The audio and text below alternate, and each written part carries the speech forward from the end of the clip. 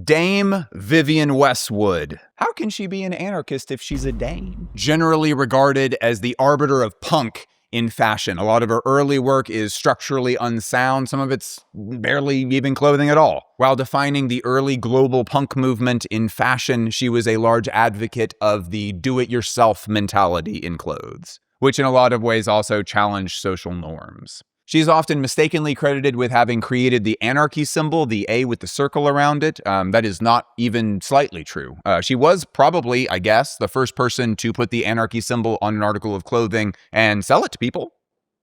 I guess. A lot of her early work kind of forces the wearer or perhaps the viewer to approach topics that they would otherwise maybe be a little bit uncomfortable talking about, like such as this t-shirt, which is quite famous, where it features a hate symbol. Might have to blur that out. 100%. Westwood designed clothes for the shop that she co-founded and owned with Malcolm McLaren. That shop went by a bunch of different names. The most famous ones are Let It Rock and Sex. The clothes that went into that shop with no real runway show to support any of them, those clothes helped to define the early punk movement all over the world. Westwood started doing runway shows in the fall 1981 season after designing clothes for her shop for roughly a decade. She continued showing consistently until her death in 2022.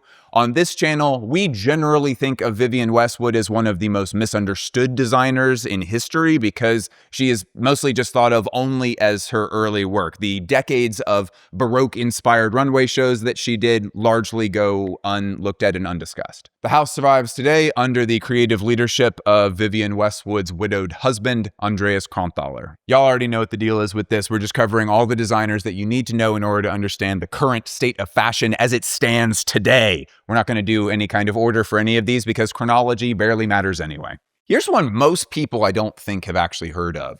It's Karl Lagerfeld.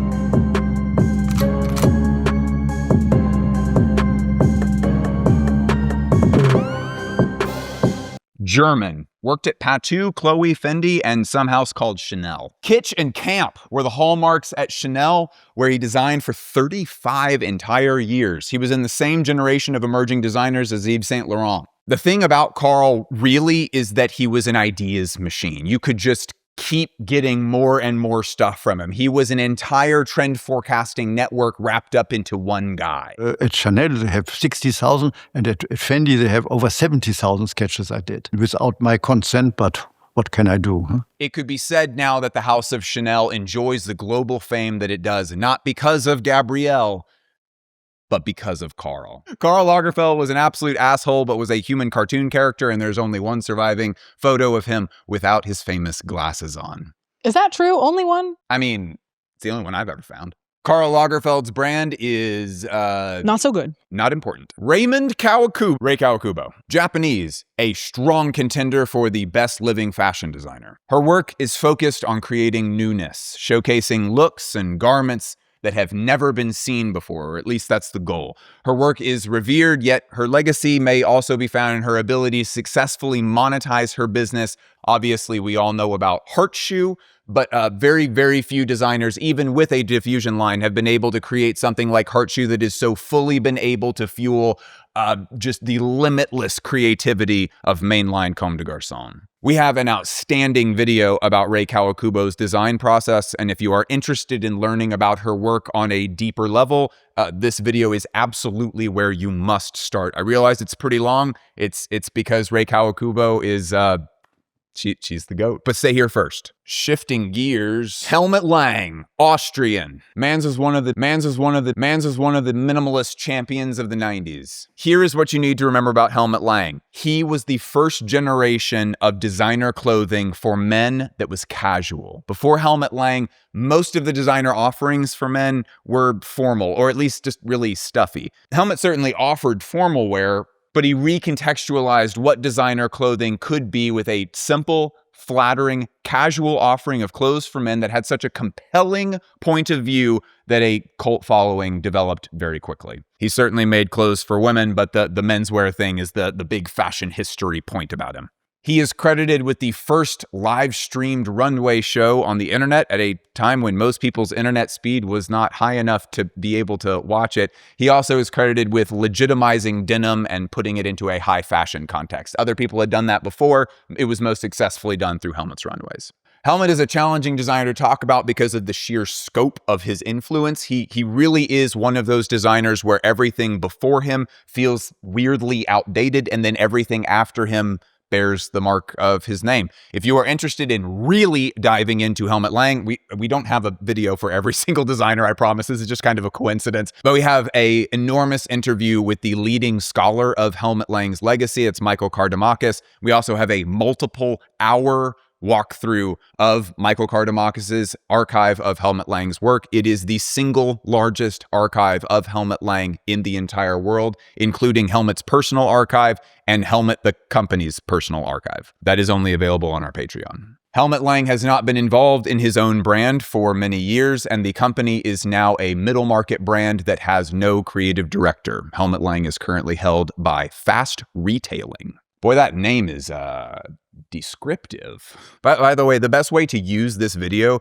is just to jot down the names of 2 or 3 designers that you want to learn more about in the comment section. Just use it like a notes app, and then just go look up some runway shows by those designers. You don't need to go research them or whatever. You don't need to go look up commentary. Just literally go watch their runway shows. Go look at their clothes. Go look at their clothes. Daniela's here, by the way. Hi. Yeah, she's just going to add in commentary wherever she wants because she's a genius fashion critic. Southern Baptist Christian Dior, the French couturier. The biggest contribution was the new look. But they didn't call it the new look. They called it the Carole. Yes, that is correct. It nipped in the waist without the use of a corset, which was something that a lot of women were looking for. The corset had gone out of style, but women still wanted to have that like hourglass shape, and Christian Dior found a way to create that shape without a corset. Dior created a lot of other silhouettes that have become extremely famous and popularly used, such as the H-line, the Y-line, and the A-line silhouettes. For the other straight guys in the audience, H-line. You see how it sort of kind of looks like an H, Y-line, and then A-line. This is generally considered to be the most universally flattering shape of dress. If you want to get huge points with your girlfriend, if she's like, what should I wear for our date to this semi-formal restaurant? You should just be like, maybe you should wear that cute A-line dress that you have. That would be nice. Say it like super casually and like you've made that suggestion a million times, huge points, as long as she actually owns an A-line dress. Except you've never said it like that to me. You have a much more interesting wardrobe. I would say that advice I just gave is good for most girlfriends' closets, but you have, I would say, a much more interesting closet. My girl does not need the A-line. Dior's work largely focused on bringing back an aesthetic of femininity that had been, for him, lost in the boyish silhouettes of the 20s and the Depression and war years during World War II. He was also known for doing a lot of florals, so that's cute. The House of Dior survives today under the tremendous creative leadership of Jonathan Anderson. Richard Saturnino Owens, American. He is actually not fully Mexican because he was born and raised in California. His mother was Mexican and his father was super white and kind of a jerk, which is why he insisted that his name was going to be Richard and not Ricardo. He is also colloquially known as Dad, one of the most successful independent designers of his generation. Rick is one of the strongest examples of vision being prioritized over everything. Throughout his runway career, he has carefully balanced runway gimmicks such as the person backpack, step crews, wearable tents, and outfits with a hole cut out for your dick. He has balanced those gimmicks with some of the most irresistible product on the market. It feels very sincere. Yeah, it does. Like when he does like human backpack, it's like, no, that makes sense. It's not like just, I know that obviously they're using the human backpackness to promote the collection.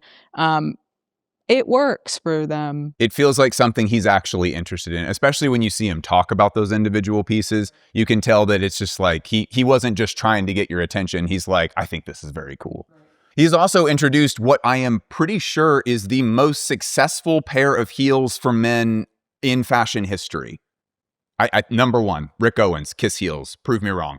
Despite the fame of the footwear, Rick himself is a lifelong pattern expert, and that definitely shows through his body of work. There is perhaps no one in the 21st century who has contributed more to alternative cuts of clothing than Rick. Owens is often misunderstood and discussed as simply goth clothes, which completely disregards how much of his work plays off of classical notions of elegant beauty. He is a strong contender for the greatest fashion designer of his generation. Owens Corp is owned and creatively led entirely by Dad. Let me ask you something. Are these videos actually helpful for you? Or am I yapping into the void? Like, would you say that you watch some of these videos multiple times so that you can actually get all of the information and retain that information long term? Like, personally, I will save some YouTube videos and then I'll put them on, even if I've seen them a million times, I'll put them on so that I can like be energized by all the energy in the video if I myself need motivation to like get started on a big project that I've been putting off. Whatever that value may be, if you do get value out of it, all I would ask is that you put that value back into the channel in the same amount that you get from it. And I do have to ask that you do that in the form of literal financial support. Because the honest truth is that... The honest truth is that that looks ugly. I don't think it looks as good. I think there's lots of situations where cloths over the table, or like blankets over the table does look good, but I just don't think that looks right. Even if we did have a Netflix show, which we have strongly considered in the past, the honest truth is that most people who are on our level don't really have a meaningful path to long-term financial stability for this project, which in our case is 2 small salaries and a tiny business budget. The only way that we are able to get that kind of long-term support that allows us to do things like buy these gargantuan lights that you can't see, but which are making it where you have this like soft, even light spread out is... it's financial support, and the kind of financial support that comes in consistently every month. Is that right? Mm-hmm. The media industry at large is in a bit of a fretful state right now, so Danielle and I figured this is probably a good opportunity to just do it ourselves. We write, edit, like write editing each other's work, film, edit, like film edit, and distribute all of our work ourselves, which... we love doing, but it takes a lot of work and it takes a lot of money. Daniela even manages our intern so that we can get even more writing done. Shout out Annie. Shout out Annie. It's a lot of work, but we have a lot more creative control this way, and we kind of prefer it like that. The internet is full of low effort slop, and we take a lot of pride in making stuff that is hopefully fun to watch, but largely informationally valuable. We ultimately think of our audience as people 100 years from now. After we are dead, that's the audience. And again, if you get value from it right now, go support the channel. Y'all have no idea what's coming. I'm making moves in silence. Guys, I just wanted to let you know that I am going to be making moves in silence. Anything else you want to say about that? I'm going to be moving silently. Thank you. Would you, how do you say the next name? Yves Saint Laurent? French. Yves took over Christian Dior after Christian Dior died. He was like 21, and can you imagine taking... I'm stealing this from a TikTok, but like, can you imagine taking a fit pic that hard at your mentor's funeral? Rest in peace to my mentor. Yves Saint Laurent later got fired from Christian Dior for a leather jacket, but that's not really true. He got drafted into the war. It's a much more complicated story, but it is much more fun to say that he got fired for designing a leather jacket. It was so scandalous. One of his largest contributions is that he was the champion of the transition from couture to ready to wear. Made the smoking jacket, which ended up being one of the most iconic fashion photographs of all time. He was responsible for the Mondrian dress, which is still one of the most iconic dresses of all time. The House of Yves Saint Laurent is now being creatively led by Anthony Vaccarello. André Courrèges. Courrèges. André Courrèges. Not Courrèges. Courrèges. André Courrèges. Good. Mm-hmm. Trained as a civil engineer and was actually a pilot during World War II.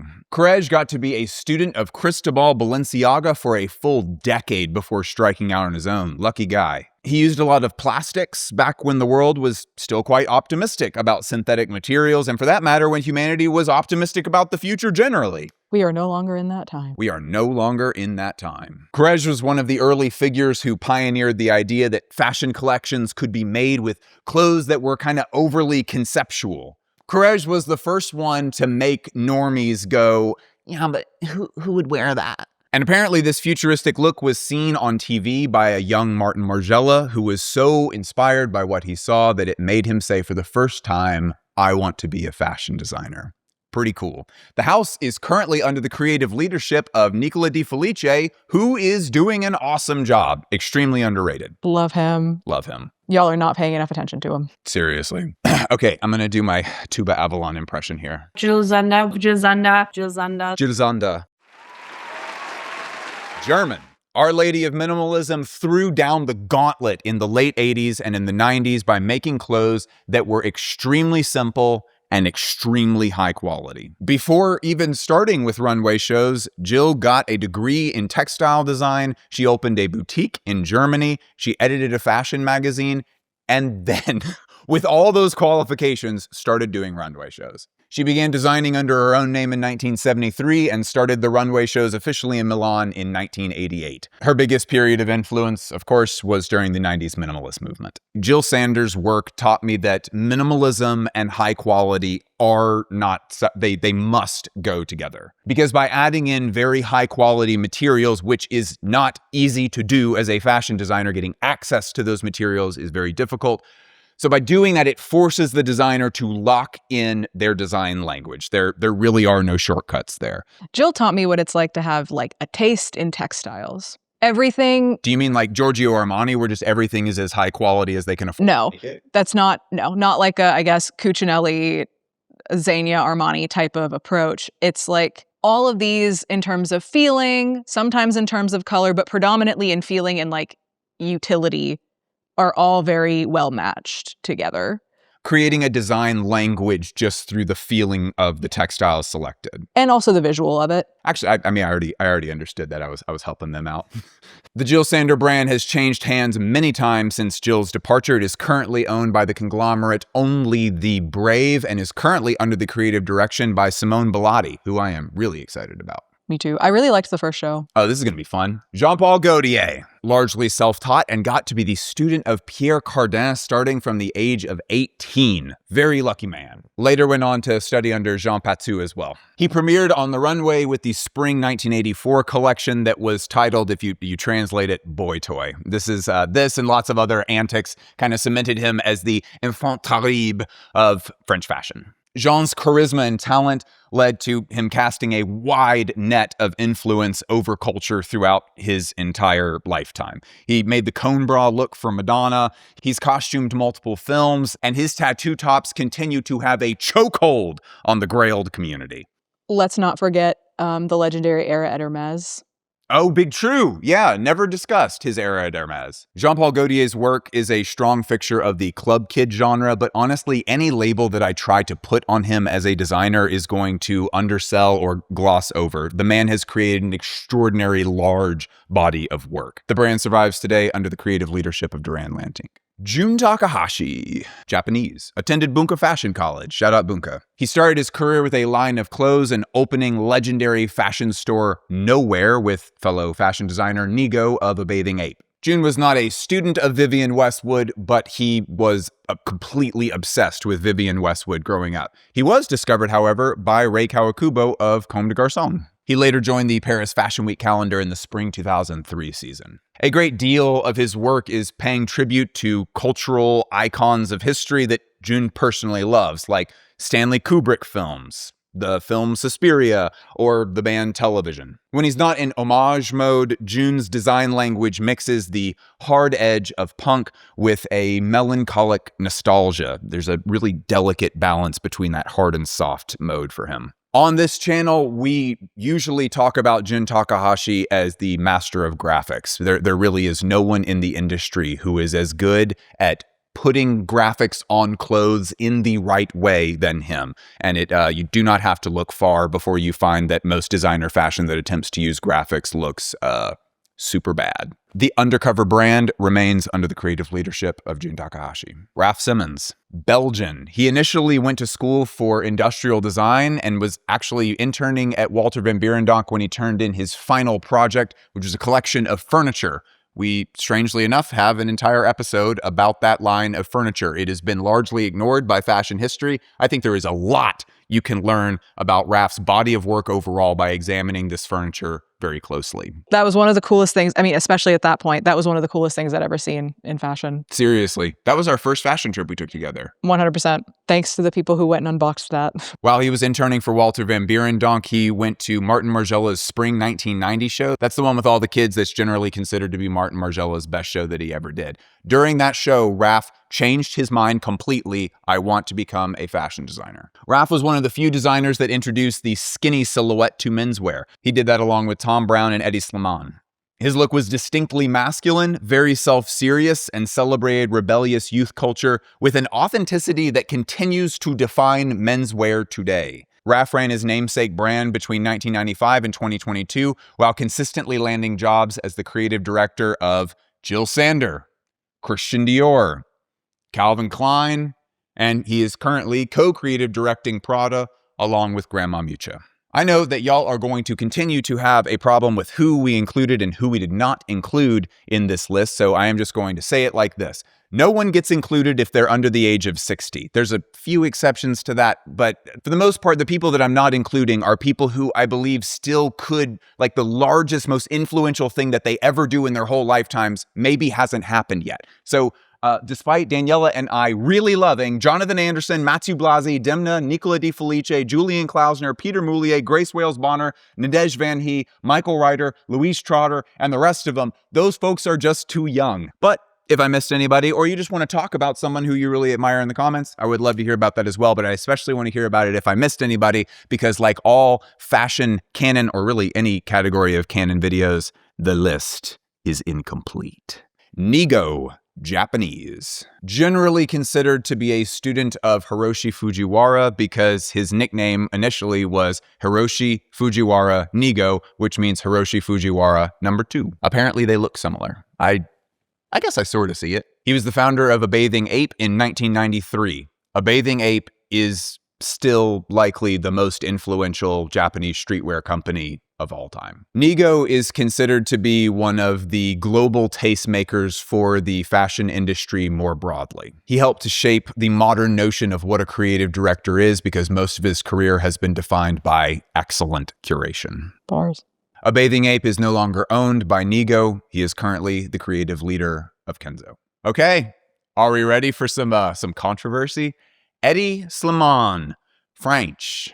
He had no formal fashion education, but his early introduction to fashion came through his mother, who would cut and sew designs that Hedi sketched. Mom, cooler, like... In 1996, Hedi was introduced to Pierre Berger, who hired him as the creative director of Yves Saint Laurent. Along with Thom Browne and Raf Simons, Hedi helped to popularize the skinny silhouette for men that had us in a chokehold for a solid 20 years. Hedi's largest contribution to that began in the fall 2000 season, still a very famous show. After which he accepted his role at Christian Dior and launched Dior Homme.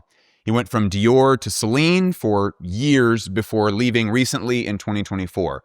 Hedi is generally considered one of the best product designers of his generation, most dominantly in men's boots and denim. And despite what a lot of people seem to be trying to push on TikTok, it's not back. We're not going back into vacuum sealed stuff again. I'm so sorry. You guys look great in it. Y'all look great. This is not going to be, quit trying to make fetch work. Real. We got to get like a high school boy who just looks like he has a horrible attitude to sit beside me on camera and just be on his phone and then occasionally just be like, facts. I can do that if you would let me be on my phone. Danny likes to be on her phone while we film, and it makes me feel lonely because that's just me yelling alone in an empty house. This will be fun. Gianni Versace, Italian, student of his mother who gave him the fashion education that he needed to successfully launch his own line in 1978.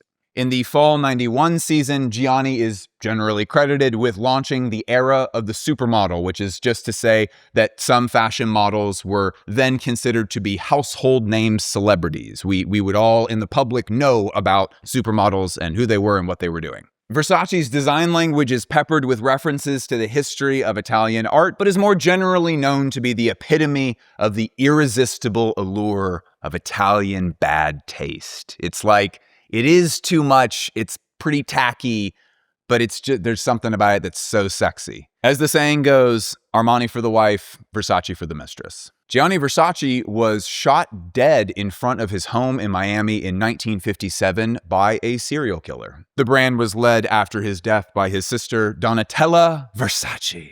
I'm going to miss details here. Weirdly, the brand does not have a creative director as of this filming. Donatella stepped down in 2025, appointing Dario Vitale, who designed a single collection for Versace, which was received pretty well, but he was then subsequently fired after one collection after they finalized a sale to the Prada Group. No creative director has yet been announced, though one surely will be announced here in the next couple of weeks. If you would like to watch the only deep breakdown of Gianni's final collection before his assassination, we made a show about this very underappreciated runway collection. It honestly, no one talks about it. It was fantastic and very telling about his body of work. Some of the stuff people associate with him most came out of that. I actually really do want to hear about like who y'all got interested in enough to go look up some runway shows by. Please put it in the comments so that other people can see like who you wanted to look at. Madeline Vionnet, French. Bias cut queen. She was the first one to use the bias cut for the entirety of a garment. We remember that bias cut is if you zoom in on my shirt, this is not bias cut because all of the threads are just up and down and sideways. If you just take those and you turn them diagonally, that's bias cut. It's a lot more slick over the body. She also incorporated cowl necks and halter tops into her gowns. She revolutionized clothing in the 20s with flattering and clingy clothing in an era of drop waist silhouettes. Now, the corset went away and you get the flapper girl silhouette. The brand is not particularly active at this time. Valentino Garavani, Italian. Student of Guy Laroche, started his brand in 1960 in Rome. Valentino was strongly inspired by the Parisian haute couture system. This is one of those fashion designers that's very difficult to talk about because there are like fashion historian terms that I could use to talk about his body of work, but mostly he was born early enough and was successful enough that really he's just one of the designers who has helped to define what elegant beauty means. It is a definition of elegant beauty that designers are still reacting to and building upon to this day. Fashion historians will associate him with things that are as generic as florals or lace or bows or a certain shade of red that is still being used very much by the company as Valentino Red. Valentino is majority owned by a conglomerate that is actually called Mahula for Investments. Mahula for Investments. It's a subsidiary of the Qatari royal family. It's owned by the Qatari royal family? Yes, it is. Why is it called Mahula for Investments? I don't know. Valentino is currently under the creative leadership of Alessandro Michele. What's that? Oh shit, the fashion canon has been invaded by Belgians. 6 of them. Yes, folks, the Antwerp Six. Because these designers all showed up at the same time at a trade show in London and a lot of people struggled to pronounce or remember their last names at all, they were collectively known as the Antwerp Six. Though I think some of those members had wished that they were not all lumped together. I think a few of those members are still to this day a little angry that they got grouped in with a larger group of other people that, yeah. But also, I guess to give them all credit, all of them did end up sort of in different ways ended up being successful. So it's like... I think so. And largely, I think what they did as a group was they were able to communicate to the fashion industry that it's just sort of like Belgium is not known for being a place where fashion design comes from, but now you must think of it as a place where fashion design comes from. And that sort of... I think made the industry more open-minded overall. We're not going to cover all 6 designers individually, but we do want to emphasize a few things here. Walter van Beirendonck has worked for decades at his own brand, earning a well-deserved cult following around his brightly colored, dead serious aesthetic. There is literally no one else in the world like Walter aesthetically. Perhaps most importantly, Walter van Beirendonck was the chair of the fashion school at the Royal Academy of Fine Arts in Belgium. He has mentored many designers who are famous, like Demna is a great example of that, and many designers who are not famous but work to help make many of the fashion houses that you love operate. The late Marina Yee is an often unsung member of the Antwerp Six. She and Martin Margiela were in an early, brief romantic relationship, and she designed some of the best product, not conceptual runway pieces, but final product for purchase in the entirety of the deconstruction tradition. I am very proud to say that we have the most extensive video interview ever conducted with Marina Yee, and it is available on our Patreon. She is a designer that I think more people should hear. This is not just an interesting interview with a designer who is now deceased. It is a lot of the stuff she said, I think, is stuff that people should hear. Dries Van Noten is also one worth mentioning, as he is the most well-known of the Antwerp Six. Dries has quietly worked for years to hone a style that is primarily focused on clashing prints. They don't technically match, but they definitely go. Dries Van Noten was purchased by Puig. Dries Van Noten was purchased by Puig in 2018. The brand is currently under the outstanding creative direction of Julian Klausner. Okay.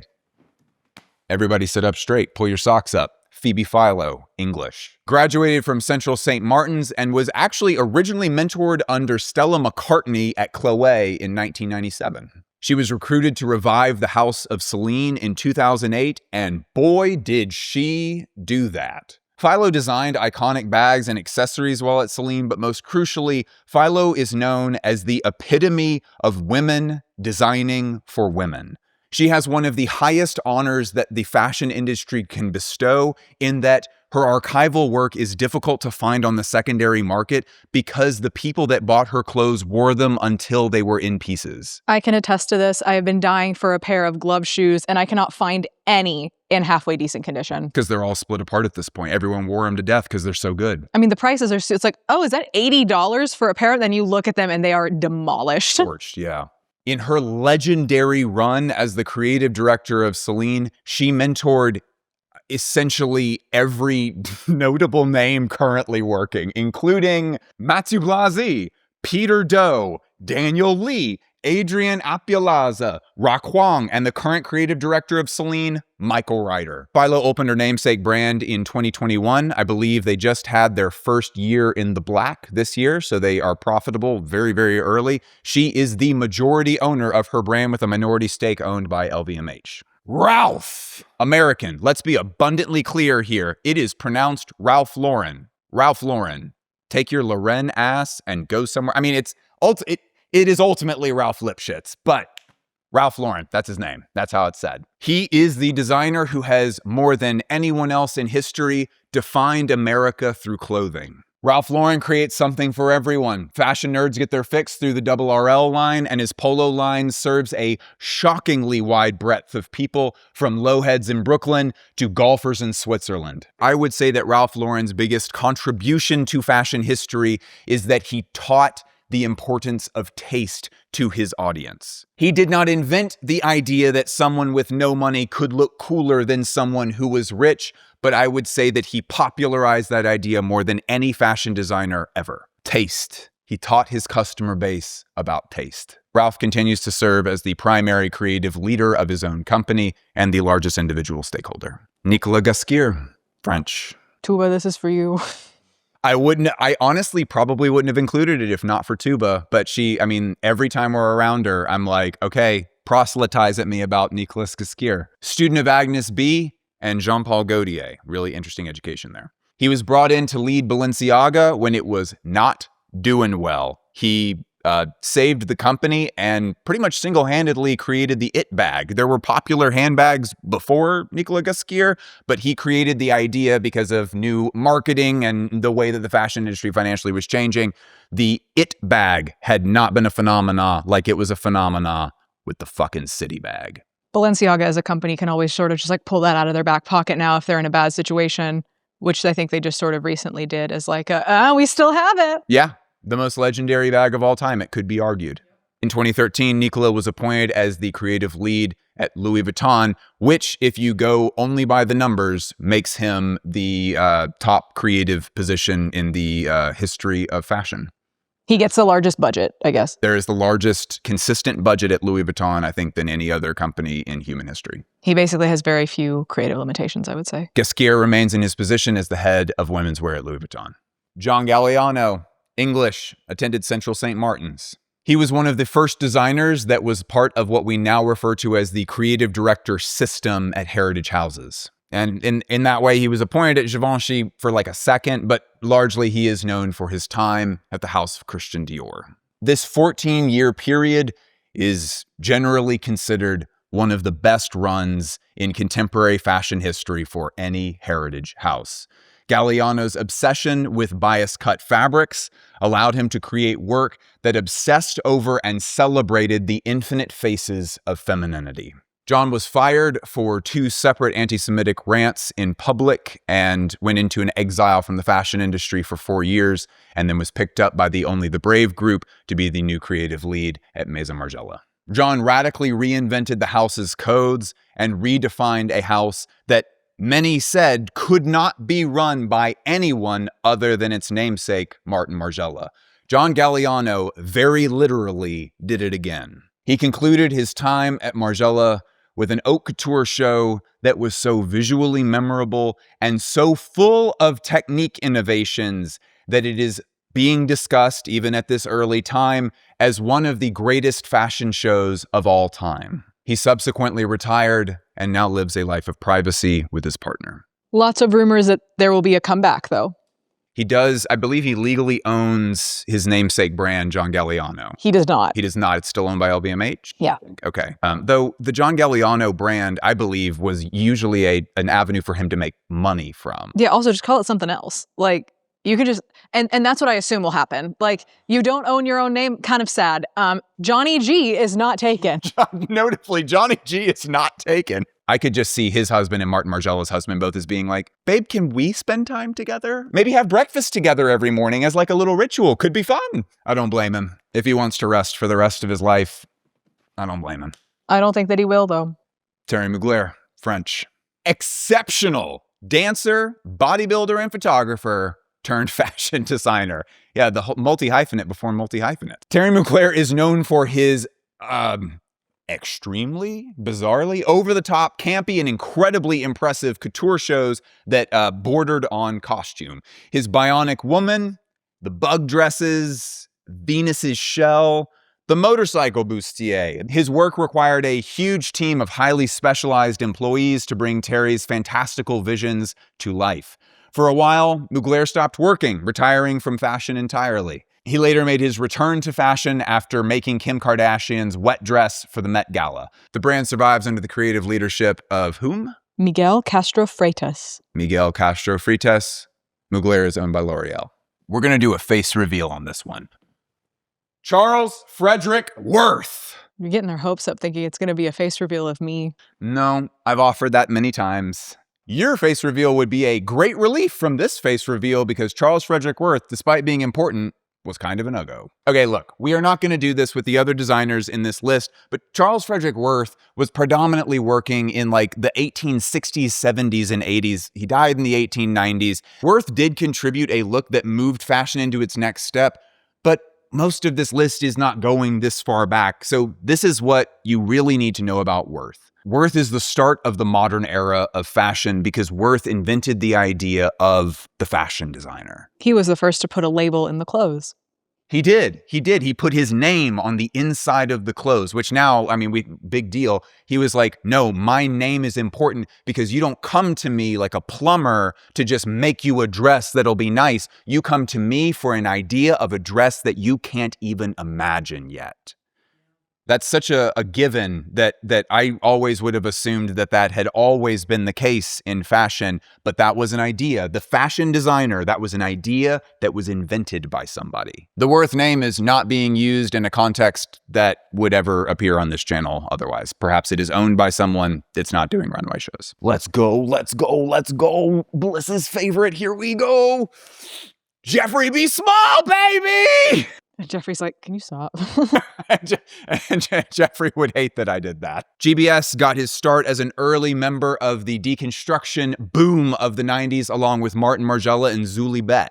He later restructured his business to become one of the most successful artisanal designers of the 21st century. By painstakingly developing internal standards for what high quality means to him in regards of fabric quality and construction quality, Geoffrey has created clothes that are unlike any clothes in human history. His workroom, which he refers to as the super workroom, is more akin to a laboratory. Among his many unsung achievements are the complete removal of plastic from his garments, including polycore thread, and even the tag is not made of plastic anymore. It is entirely made of silk. Geoffrey is the sole owner, the creative lead of his business. Geoffrey hand inspects every garment that leaves the workroom. More on this soon. Big time more on this soon.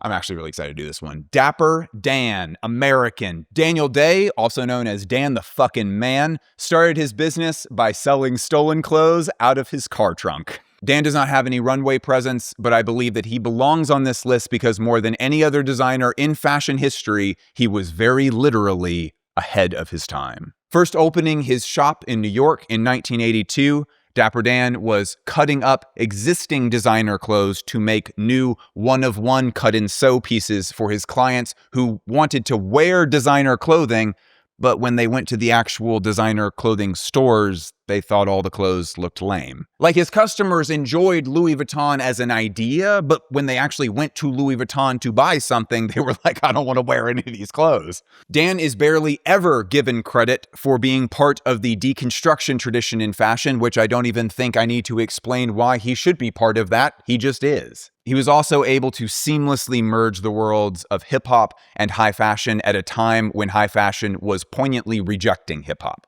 Dan's influence was officially recognized by the House of Gucci under the leadership of Alessandro Michele in 2017, and they even helped him open a new atelier in New York at that time. Dapper Dan, now in his 80s, continues to work. Oh my God, he is 81. That's so crazy. He looks great. Thom Browne, American. No formal fashion education, but studied under Ralph Lauren when he worked directly with the designer at the Ralph Lauren label. Thom began his own line in 2001 and was an early forerunner of the skinny silhouette for men, along with Hedi Slimane and Raf Simons. Thom stands apart from those other two designers in that he created the shrunken short suit, which was a skinny silhouette of suit that involved shorts rather than trousers. Also, why is a short suit better than any pantsuit ever tried to be? Permanently fixed into menswear history with that suit, Thom continues to introduce challenging product for women and men that pushes the taste of his global audience. In fact, in the last few years, Thom ascended to the mountaintop of the fashion industry by beginning his periodic releasing of outstanding couture collections in Paris. Thom's design language combines classic American sportswear with high-level craft and a rather extreme, wacky surrealism. Much of that surrealism is used to offer a vision of the American Ivy tradition that is fully unique in fashion history, utilizing classic seersucker suits, grosgrain, and an obsession with Ivy League sportsman aesthetics in a way that very literally has no precedent. I want to make sure this is ultra clear. Amongst global luxury brands who offer couture in his same category, there is no one with a brand vision as strong as Thom Browne. 100%. Thom Browne is my favorite showroom in Paris. Yeah. It'd be nice if it would be your favorite show in Paris, and I think it would if they would invite the fashion critic who writes their reviews, who is sitting across from me right this moment. Thom Browne currently serves as the chair of the CFDA. He is the sole creative leader of his company. The Thom Browne brand has been owned by the Zegna Group since 2022.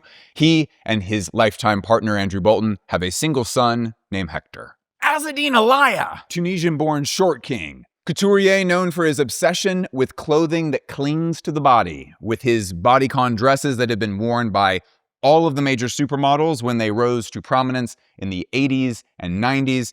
He was later known for his laser cut motif that we all think when we hear Alaïa, but most notable thing about Azzedine is that he only showed collections when he was ready. Hard to imagine. And if a collection was selling particularly well, he would just skip the next collection as a rule. It is very difficult to imagine someone doing that now. Only person I can think of that does that now is like Drew Curry at IRA. His house survives under the outstanding creative leadership of Peter Moulier. Alaïa is currently owned by the conglomerate Richemont. Alaïa is arguably better now than it ever has been in its whole history. Anyway. Yeah, there are some older fashion critics that would slap you in the mouth for saying that, but I actually agree. You know what? I think the safest way of putting it is I think Azzedine would be so proud of how the house is being handled currently. I can tell you that all of the rest of his family members continue to follow Peter and are very enthusiastic about new collections that come out for the house, which I think is a really good way of being like, nope, we like it. This is great. You ready? Cristóbal Balenciaga, Spanish. There is no definite way to say who is the greatest fashion designer of all time. The safest bet is Cristóbal Balenciaga.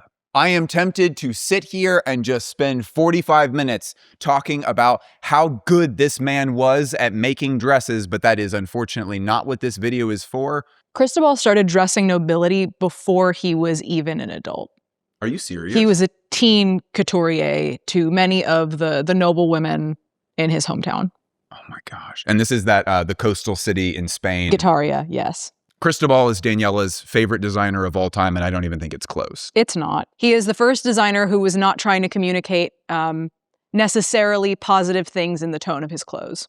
Gabrielle Chanel, Christian Dior, all of his contemporaries were just very like, this is fun and cute and pretty and nice, and his was austere and serious. I like that is the way that got introduced. And bizarrely avant-garde. Like, oh my gosh, yeah. There's some stuff in there, like when we were in the Cristóbal Balenciaga Museum, which, I mean, I think we were the only people in the museum that day that we like didn't run into anyone walking around.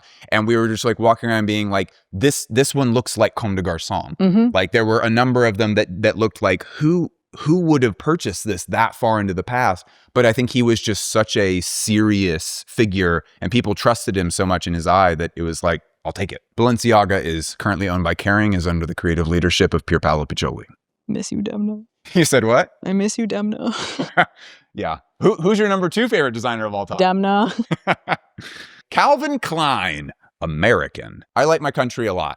We have produced some outstanding fashion designers, but the generation that Calvin Klein comes from in American design is mostly known for one thing, and that is an ability to extract an enormous amount of money from the public. Jeans ultimately are what Calvin Klein helped to bring to the mainstream. A lot of people thought of it mostly as workwear, and Calvin Klein was like, no, it's like sexy casual wear for like every day. So yeah, lots of jeans and money and underwear. Calvin Klein, thankfully, is under the creative leadership of Veronica Leone, who is trying to curve the brand's reputation away from being a fast fashion label and trying to get a little bit more fashion credibility going. Pierre Cardin, born Italian, generally considered to be French, worked with Elsa Schiaparelli and was actually the head of the workroom under Christian Dior at one point. He created the bubble skirt, but I would say that his contributions to ready-to-wear are probably a lot broader than that, like such as, for example, he was an early adopter of the idea of unisex clothing. He also was a massive contributor to the space age era of fashion in the late 60s. Back at the time when fashion houses were licensing out their names in order to meet their bottom line,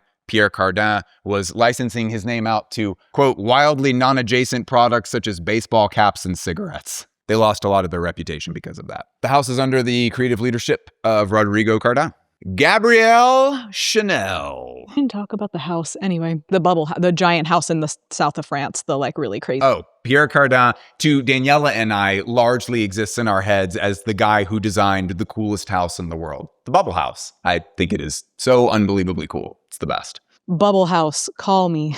Gabrielle Chanel. What Gabrielle Chanel contributed to fashion is undeniable and very important. She introduced elegant clothing that abandoned the corseted look of the late 19th and early 20th century clothing, which enabled women to seek comfort in their clothing. Now that the corset had been killed, Chanel was able to adopt this elegant tomboy look for her clothes. This was achieved through her use of tweed, which had formerly only been used in men's clothing. Chanel is the single most crucial figure in making tweed primarily associated with women's clothing and with making it luxurious. Chanel is now under the fantastic creative leadership of my fave, Mathieu Blasi. It's so good. It really is. Hubert de Givenchy, French couturier and student of Balenciaga. Student, I guess, was kind of an interesting word for me to use. French couturier and student/boyfriend of Cristóbal Balenciaga. We have no proof. He is most famous for dressing Audrey Hepburn many times. Especially considering the time that he was working in, Hubert de Givenchy had a wide variety of outstanding ideas that have aged unbelievably well. In fashion history generally, though, he is often credited with having created the sack dress. I don't think that's the best thing that he made, but it is the most noteworthy thing that he made. His student was Issey Miyake, which is pretty cool. The house is now under the creative direction of Sarah Burton. Givenchy is, of course, owned by the largest luxury conglomerate in the world, LVMH. Charles James. This is one that not enough people like, and they should like more. American, though you'd never guess it. Underappreciated master of shape, created the four-leaf clover dress and the taxicab dress. Christian Dior himself said that he was inspired to create the new look based off of Charles James's work with the Victorian silhouette. One of my favorite pieces of all time, the evening dress. This is such an underappreciated jacket. We actually made an entire episode about this jacket, which you should watch after you finish this video. This has been copied by so many other designers. The two that come to me off the top of my head are Rick Owens and Dries Van Noten. I actually got to ask Dries one time why he wanted to copy this jacket and why so many designers have copied it. And he said it's sort of like a rite of passage where you kind of get to put your own spin on such a classic jacket that's aged so well. Charles James's work was also celebrated by a Met Gala exhibition about his body of work. Elsa Schiaparelli, Italian. I would say that Elsa's biggest contribution to fashion history is that her clothes have not aged a damn day. They still look fantastic. She was weaving surrealism into her clothing and introducing daring designs that pushed the taste of her audience before pushing the taste of your audience had even been invented. Shoe hat, lobster dress. Find me one thing from Elsa that wouldn't look good today. Elsa was famously set on fire on purpose one time by Gabrielle Chanel at a party, allegedly. The House of Schiaparelli is thankfully under the creative direction of Daniel Roseberry, famous Southerner. Who only gets better and better, TBH. Thank you, King. Thank you, King. Issey Miyake. Pleats, movement in clothes, honestly, just a man of a million ideas. The micro-pleating that he is now known for in his Pleats Please line is just a singular demonstration of how much Issey was obsessed with new ideas in clothing. Issey viewed the practice of fashion design the way that industrial designers view industrial design. That's an incredible summary of his work. And everything so seamlessly fit under this idea of must look beautiful when in movement. He followed his passion and made stuff he loved. Yohji Yamamoto, Japanese. Part of the first generation of designers that represented the nation of Japan in the Parisian fashion system. Though, interestingly, Yohji has denied that his clothes have any meaningful cultural ties to Japanese history. Other than the, tons of printed Japanese characters on the clothes. But, Yeah, when there are Japanese characters, it does kind of break that spell a little bit. But he does say, he's like, me and my family, we were so poor that there's nothing particularly Japanese about us the way that Westerners think of Japan. Yohji's body of work is often oversimplified by referencing a thing that he once said about the color black. In actuality, I would say that Yohji's work has much more to say regarding volume and its relationship to the human body. He is a designer whose work is extremely difficult to explain, but extremely easy to fall in love with. It's supposedly based off of any particular lover that he's seeing in any given moment. Yeah, I personally have this theory that if we knew who Yohji's girlfriend was at any given time, it would make a lot more sense that you could divide his work up by who he was dating. I'm not going to say this for any other designer. Yohji is someone that you need to just go watch the shows for. You should literally, it doesn't matter which one should I start with? It doesn't matter. Just go Yohji Yamamoto, spring, then just type in a number. Just any show, go watch the shows.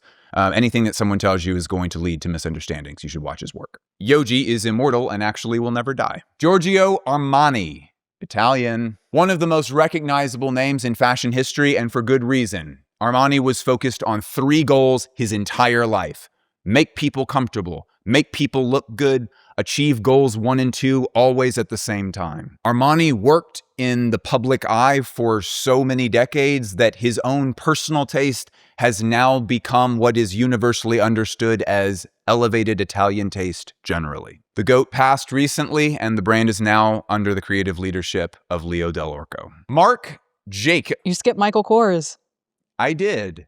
Marc Jacobs, American, designer at Perry Ellis, where he and a few other designers in the same season began the grunge movement in fashion. Shortly thereafter, he began his tenure as the first creative director at Louis Vuitton. Meanwhile, he was acquiring funding to start his own brand, which, since the beginning of it and up until this very day, produces what I think could best be discussed not as a joke, as meme clothes. Mark by Marc Jacobs, exclusively for Marc Jacobs, in collaboration by Mark for Mark by Mark by Marc Jacobs. Notably, Mark is still showing clothes, but it's on his own timeline and it is off the fashion calendar. Marc Jacobs, the brand, is still owned by the conglomerate LVMH. Lee Alexander McQueen, English, student of Anderson and Shepard, and frankly, a pretty significant part of why Anderson and Shepard is so well known today. A tailoring and patterning savant, Lee Alexander McQueen is often cited as the greatest designer of all time. Whether you agree with that statement or not, his runway shows have perhaps been the most influential of all time. I often think of Alexander McQueen as being the moment in fashion history when designers were allowed to talk about pain. Prior to McQueen, of course, there was some precedent, Rei Kawakubo being one of those people. Prior to McQueen, generally, fashion designers were expected to do things on their runways that were bright and happy and cute and pretty and good. Lee was able to come on and talk about very disturbing problems with his family, to talk about his father's mental illness, which had been a great source of pain for him. He was able to talk about things that were, I guess, if you wanted to put it super simply, not good. By taking on those new topics, McQueen was able to elevate fashion to an art form. Because, of course, films can discuss anything they want, and no one bats an eye. In the same way, fashion is now able to discuss anything that it wants. Even though people still do not want to make it a fucking art form. Yeah, somebody talks about something like painful on a runway show, and people still are just like, that's not, is he saying that's good? That's not good. Why are we? If he's putting it on a runway, that means he thinks it's good. The house is currently under the creative leadership of Sean McGurr and is owned by whom? Kering. Moving on, Miuccia Prada, Grandmama Miuccia, Italian. Making geek chic, elegant, and desirable. A PhD holder in political science, like someone else I know.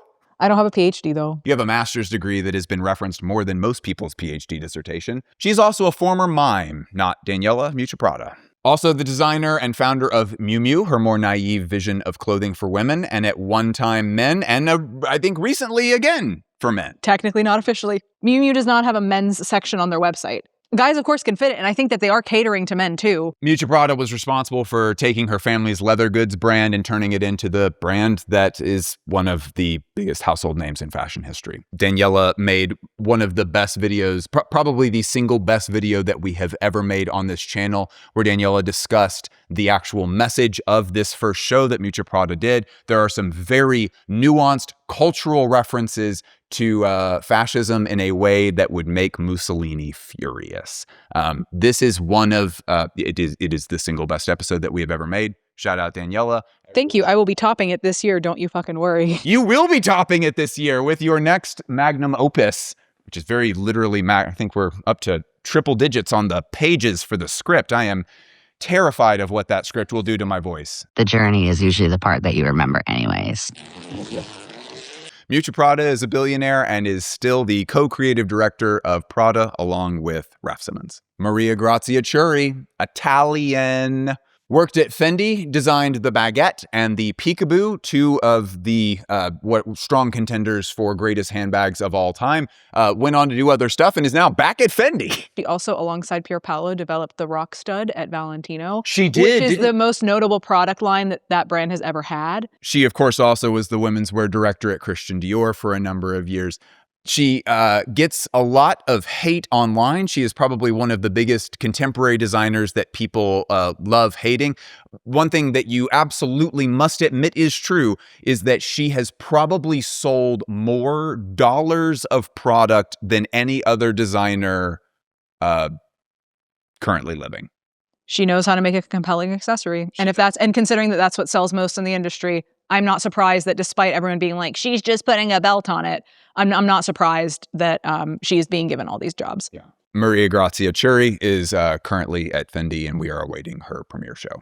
No, I think his first name is Mason. Mason Martin Margiela. The man is Belgian. He is the strongest part of the deconstruction tradition, though he himself would probably insist that I give that title to Rei Kawakubo. His career is very complicated, but most notably demonstrated the process of making clothes through the final design of the clothes themselves. Margiela's work is crucial in the contemporary fashion canon because along with Alexander McQueen, he is probably one of the most referenced designers of all time. Marc Jacobs famously one time was accused of copying Margiela, and his response was literally, yeah, duh, everyone copies Margiela. Margiela was having ideas that were so compelling, universal, and appealing that copying them doesn't really feel like copying at all. The duvet coat, the plate vest, clothing made of hair, cork necklaces, trompe l'oeil garments printed onto other garments, spooky masks, and always emphasizing that the most beautiful woman in the world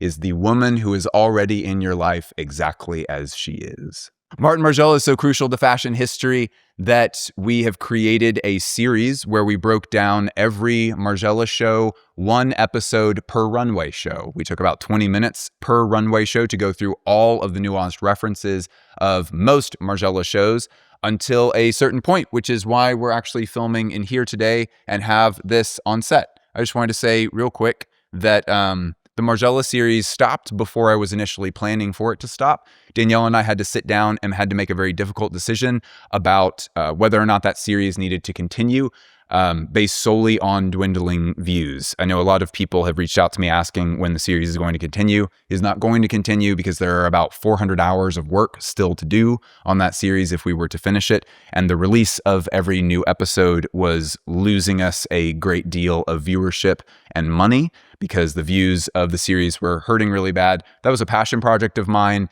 and it was very difficult for me to make the decision to give it up.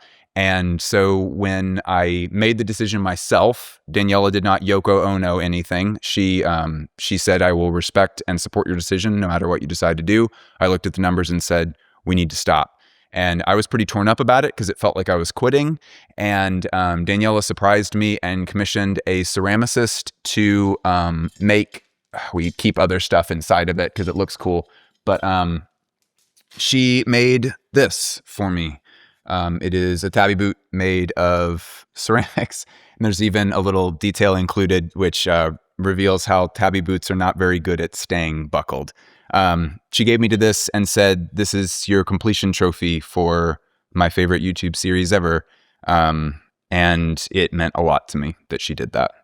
So thanks for always being supportive. You're the best partner in the world. Maison Margiela is now under the creative leadership of Glenn Martens. It is owned by only the brave. Hussein Chalayan, the only Cypriot on this list. One of the most underrated designers of all time. His imagination was unlimited.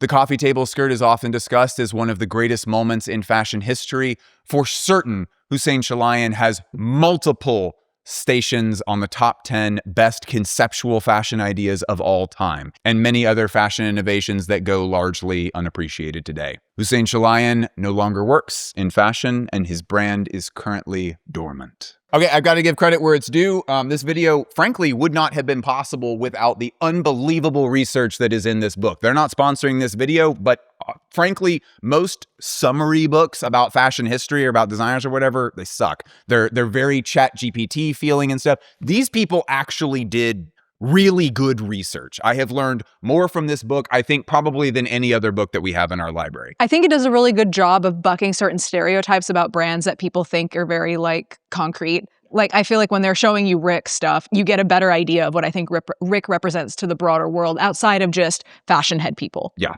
This is one of the only general interest fashion books that is absolutely outstanding. This video was not just copy pasted from this. If it was, this video would have been fuck ton longer, but this was a crucial resource in researching for this video. Go join the Patreon if you like this stuff. It will go away if you do not support it. We have so many extra videos on that Patreon you would not fucking believe. What, baby? This is a remake of a video we made a while ago. At some point, I think we will private that. I guess if you want to see how different the industry has changed since the last time we made it, you can go ahead and go watch it. I've already privated it. Oh, really? This video is a remake of a video we made at one point. Yeah, and if you want, actually, okay, so one thing that you really would want to join the Patreon for is that if the dialogue between Danielle and I is something that you find to be kind of fun, we have whole videos where we include some takes that are so spicy that we can't really put them out onto YouTube because we're public fashion critics. So you have to pay me for it. So you got to pay me for it. Anyway, love you all a lot. Mean it a lot. Go watch other videos. Support the Patreon. Love you a lot. Wear weirder clothes. See ya. Click it off. Done.